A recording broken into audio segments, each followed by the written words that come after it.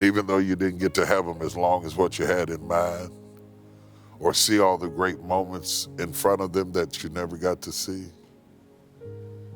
At least you got to touch them and to smell them and to hold them and to have them and to know them. And for those brief moments that they were in the world, you made their world the world it was. And if you're a Christian, you'll see them again. I was born June 9th, 1957. I am my mother's youngest living child. She had a child after me that died and a child before me that died. I was born between two dead children. I was the only one that lived out of those three. I have two older siblings. And I grew up in a house with a father who had kidney failure, who got sick when I was 10 and died when I was 16. Those atrocious, sad, challenging circumstances have so much to do with who I am as a person. You know, if I had not, she wouldn't have raised me the way she raised me if she wasn't grieving as she raised me, if she wasn't clinging to me as she raised me.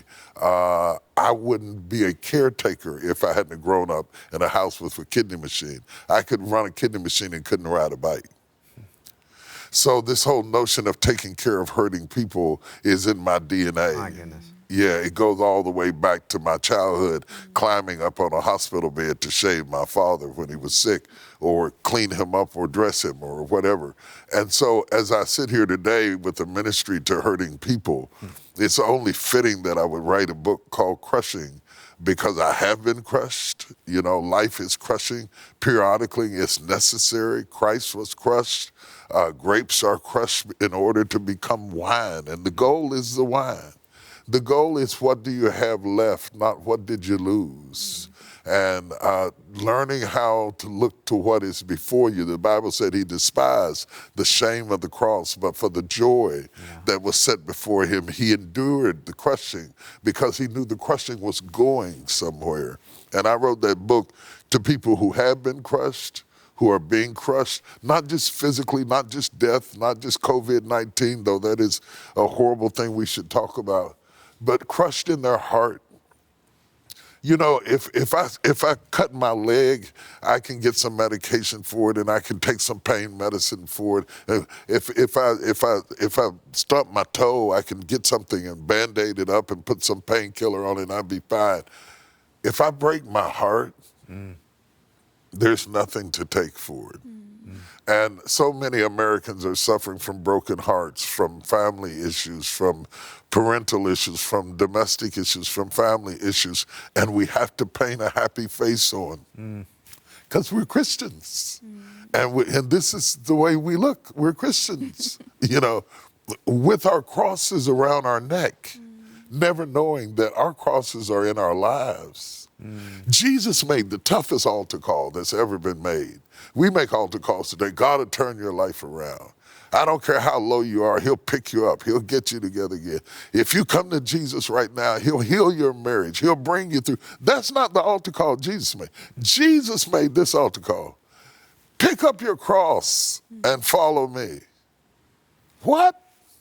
Who wants to pick up an instrument of death and cruelty and follow you to a cross? And yet thousands of people followed him. What did Jesus know about crushing that made thousands of people almost faint in the desert without food to hear him deliver a message about take up your cross and follow me? This to me is the epitome of the Christian marriage, that he takes 2 fish and 5 loaves of bread, and we know we have an accountant's record of what it is until he crushes it. The more he crushes it, the more it multiplies. And all of a sudden, what was accountable as 2 fish and 5 loaves of bread, and we have absolute metrics on what it was in the bag, the more he crushed it, it fed thousands and thousands of people, and 12 baskets full left. That's what crushing does in our lives. It multiplies us, it increases us, it builds us up.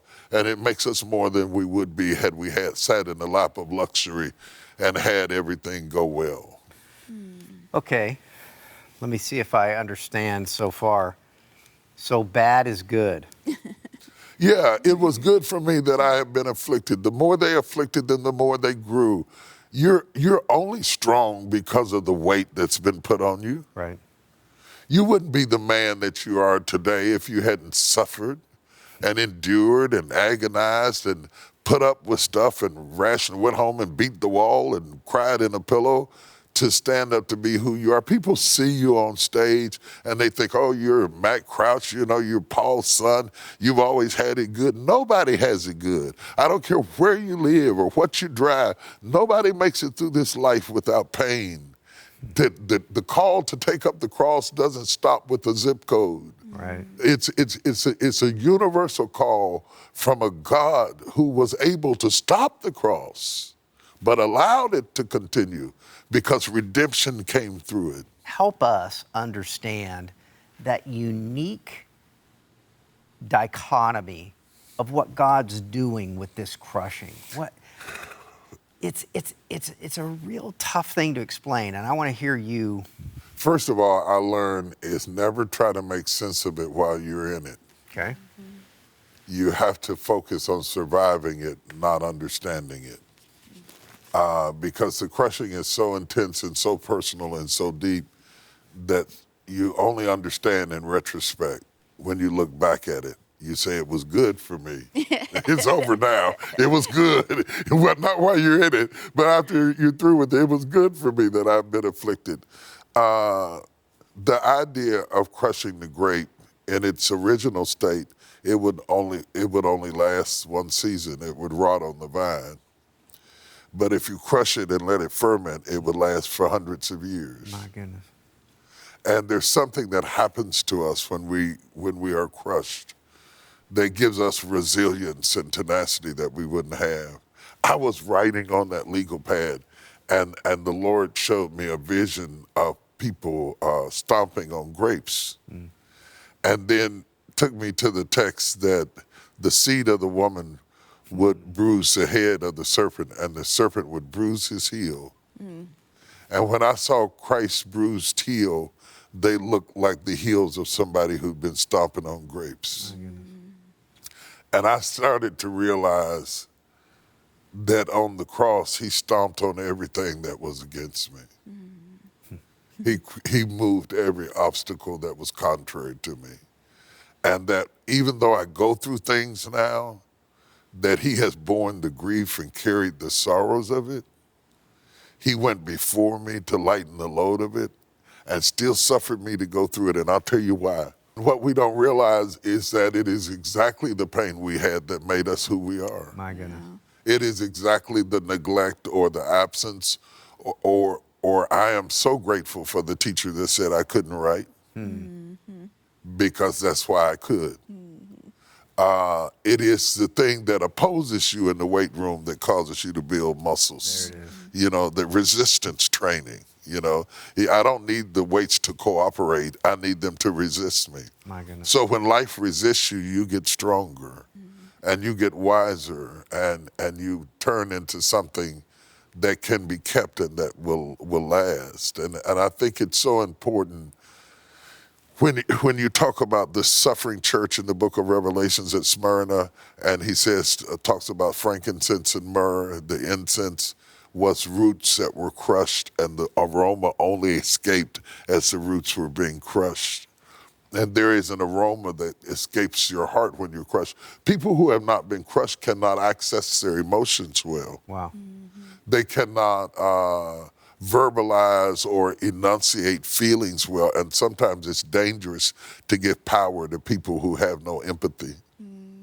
What we need is somebody who can be touched. That's why Christ came, so that he could be touched by the feeling of our infirmity. Look at Jesus coming to the tomb, to the graveside of Lazarus. Why? I mean, he comes in there and cries about somebody he knows he's going to raise. He felt it. He knows how the story's going in. Why are you crying, Jesus?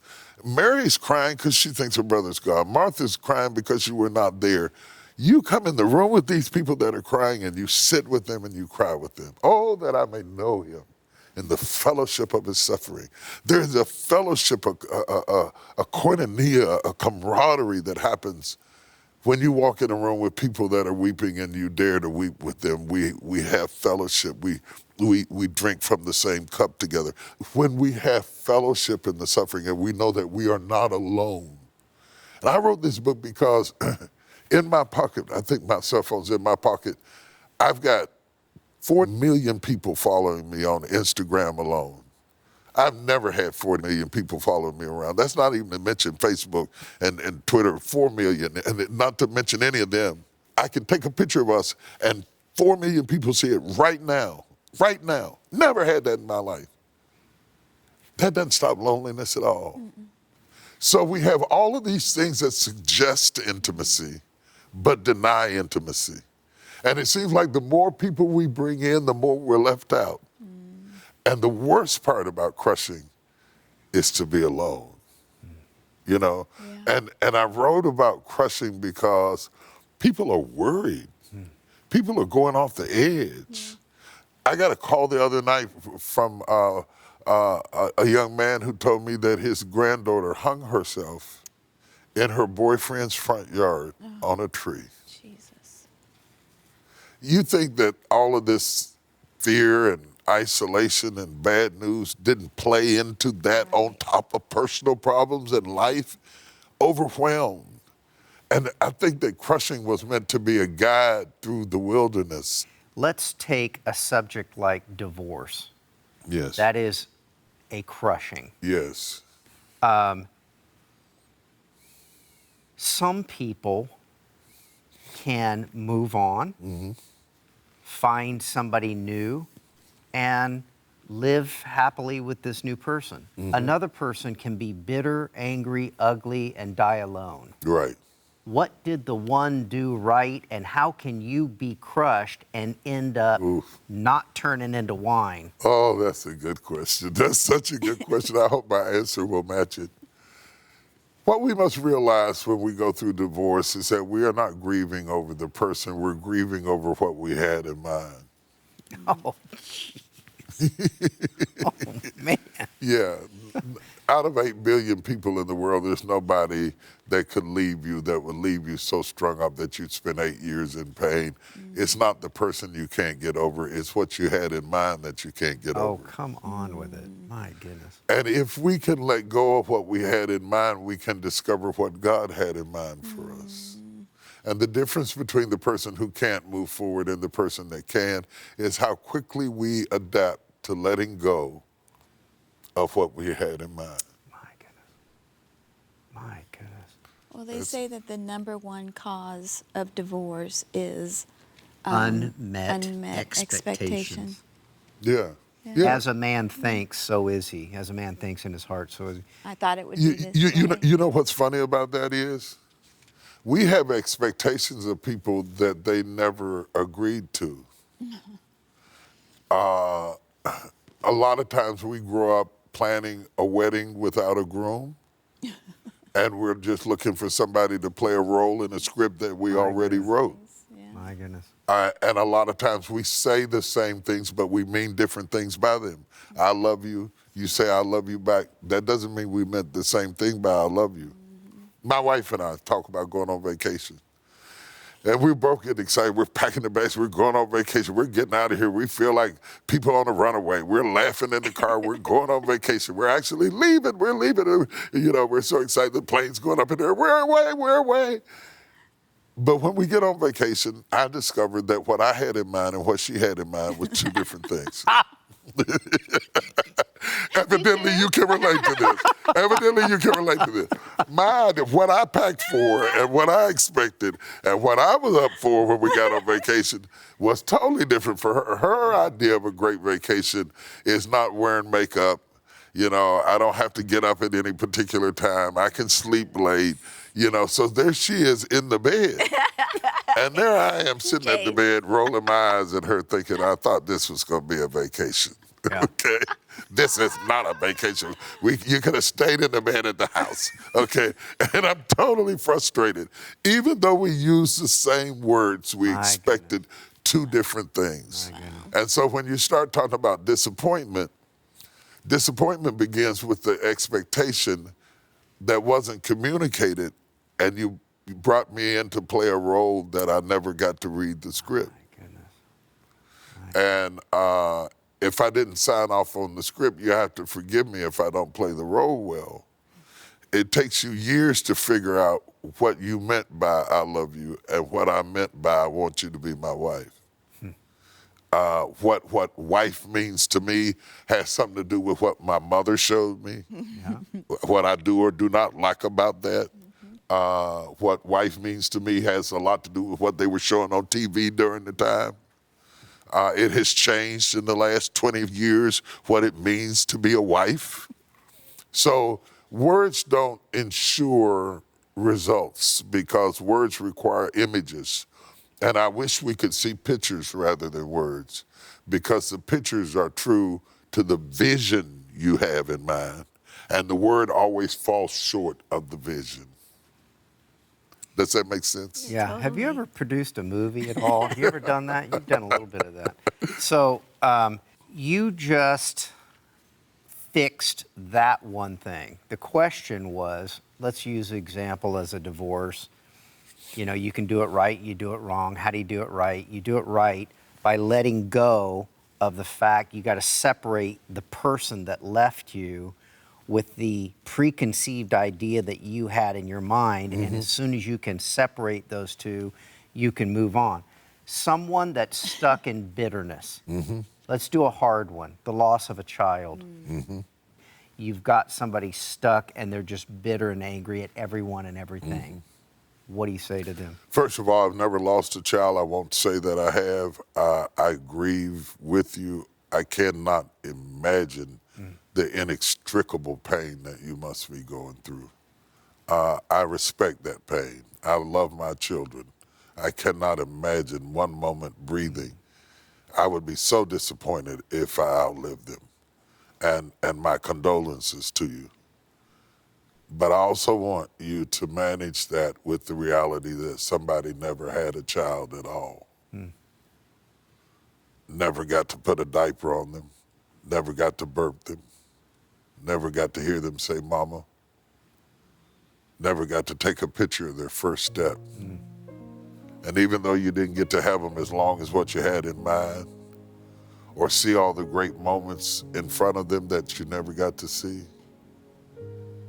at least you got to touch them and to smell them and to hold them and to have them and to know them. And for those brief moments that they were in the world, you made their world the world it was. And if you're a Christian, you'll see them again.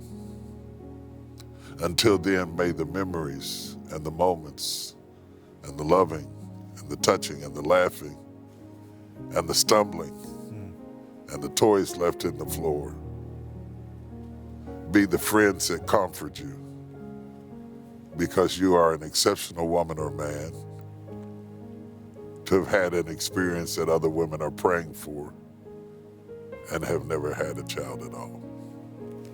There could be somebody that is thinking, all these politicians that are telling me what to do and how to do and all this, and they are so angry and put off. And how do we get out of that to become wine instead of just crushed grapes? You know, I had back surgery several years ago. Between L4 and L5, they did a laminectomy, cut into my spine 4 inches deep. It was weeks before I could walk, and even then it was hard. I never would have gone to the mayor to ask him to do that surgery. I wouldn't have gone to my senator or even my president and asked him to operate on my spine. If we let the people who are good at what they do what they do and respect them for what they do without allowing other people to get into a conversation who are not qualified to have an opinion, everything would be so much simpler. My goodness. When it comes to our health and our well-being, we don't go to our barber when our tooth is hurting. If we can get things in the right column and stop allowing people to sell us beachfront property in Arizona, and just go to the people who do what they do, and they're not perfect, and they're not always right, and they don't always have it together. But of what we got to work with, if I'm gonna have a tooth pull, I'd like for you to be a dentist. Yeah. As simple as a tooth. And if I'm gonna get my hair cut, I'd like for you to be a barber.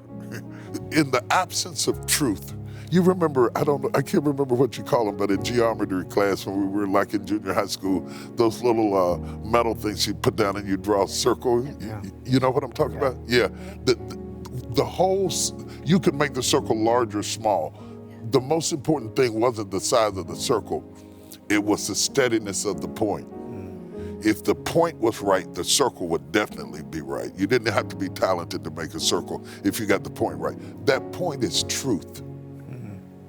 Truth holds us to a parameter that creates a circle that's safe. We have lost that truth of what is true. We don't believe in anything. We don't believe in anybody. We don't trust anyone. And if anybody says anything, then there's somebody who comes up and retaliates with some propaganda to create a myth that moves the point, and the circle is broken. We've got to get back to a few absolute truths that have nothing to do with being Democrat or Republican or millennial or boomer or black or white or 2 + 2 is 4 in Africa, in Saigon, in Italy, in Canada. Truth is absolute. That's why when Jesus came, the Bible said we beheld the wonder of his glory, the only begotten of the Father, full of truth and grace. If you don't have a truth, then you can't have a grace. And so I think what we really need today is to get away from all the noise of all the people who are campaigning for us to pick a side. And instead of siding with which one of them we're going to go with, we need to make them side with us and get a truth that we dig down in the ground and say, this is true, this is solid, and everything else that's going to go around it is going to go around this truth that I find to be an absolute in my life. No one thinks of how much blood it costs. Your grandkids will grab your legs, your wife will hold your arms, and nobody will know what it costs you to be the hand they held. Nobody knows the blood it costs to be who we are. Whether you're Mother Teresa or Annie Lee Johnson, it costs you something to be there for anybody. It costs you something to be the woman you are, and nobody knows what it costs. And so you'll always be judged and undervalued and underappreciated by those trolls who hit you up on Instagram and Twitter and Facebook and say the most ridiculous things out of jealousy or envy and strife, and they don't know that they're writing from one sufferer to another one. It costs all of us something. Not just the successful, the downtrodden, the person, the single mother who's got 3 kids and left alone in a 2-bedroom apartment, and you're working 2 jobs, making minimum wage. Nobody knows that you're standing there smiling at a checkout counter and your feet are hurting, your back is aching, and your kids are waiting on you when you get home, and you are tired and exhausted and at the end of your rope. The person who goes and treats person after person and walks up and down the aisles in the hospital, medicating not just the nice, but the mean people and the rude people and the obnoxious people. And that you're putting your life in danger for somebody who doesn't even seem to appreciate you. Nobody knows the blood that it costs for you to be who you are. And when I write to crushing, I write to every person who ever gave up some of themselves for somebody else. And nobody ever even recognized, no awards, no trophies, no Grammys, no Emmys, no Pulitzers, no New York Times feature. Only God knows how much you were crushed to make the wine you have become. But when I smell it and when I taste it, I can know that it's been through something. And experience cannot be faked. That's the kind of thing that I'm talking about. Feels like there is a truth that I'm seeing clearer because of this, that God is looking for, or let's say it this way, how do you know you have faith until it's called upon? I'm laughing, you're in my Bible class. You're in my Bible class. You know what? Oh my God, I'm going crazy right now. I'm going crazy right over here in this chair in front of God and everybody. Because I just taught a Bible class about faith and fear and how they work together and how Christians take the scripture, God has not given us the spirit of fear, to mean that God has not given us fear. Fear is a favor if you're in the jungle. There it is. Fear is a favor if you're standing on the edge of a cliff. Fear is a favor if you're about to dive into the ocean. The fear warns you of what is wise and not wise. It's an emotion that we need. Faith operates in spite of fear. Yeah. People who have faith don't have faith because they have no fear, but the faith rises up and takes the wheel of the car and says, fear, get in the back seat. We're going somewhere. Come on now. You know what I'm saying? And when you brought that up, it was such, excuse me, y'all, I'm having a moment over here because he just gave me such confirmation to my Bible class, because what got me was, through faith, Noah, being warned of God of things not yet seen, moved with fear. Through faith and yet moved with fear, faith, fear, faith, fear. And I started debating that in my head. Come on now. And I just taught a Bible class about it. People think your life is a straight line. It's not a straight line up, it's not a straight line down. It's curves and twists and rocks and ridges and branches you swung across and creeks you got wet in to get to where you are. It's never just a smooth ride without dents and cracks and discrepancies and dysfunctions along the way. I never will forget when I had the final meeting with my doctors and my mother was dying of Alzheimer's. And we had to make a decision to disconnect her from life support. And I listened to all of that they said. And when I finally made the decision, my son looked at me and he said, "Oh, Daddy," he said, "you're so strong." And I swear, I have never felt so weak in all my life. What comes across to other people as strength only looks like strength because they don't see the bleeding that goes on in your soul. And I would bleed the next 20 years of my life. The next 20 years of my life. At a moment that he's looking up at me just thinking, I'm the Hulk or somebody like that. Faith rises up in spite of feelings, and it does what it has to do, and it responds to life however life goes at it. And you don't get to pick what goes at you. You just have to respond the best way you can and make it through this world. I wrote Crushing that we might have fellowship. My sister says Christianity is telling one beggar where another beggar found the bread. And I wrote Crushing to every person who's ever suffered anything, anytime, anywhere in your life, even if it wasn't physical, even if it was emotional, even if it was psychological, even if it was attitudinal, even if it was ministerial. I wrote Crushing to say, I feel you, I got you. I understand that, but there is gonna be something beyond that. That if you put your time in, as the old folks said, payday's coming after a while.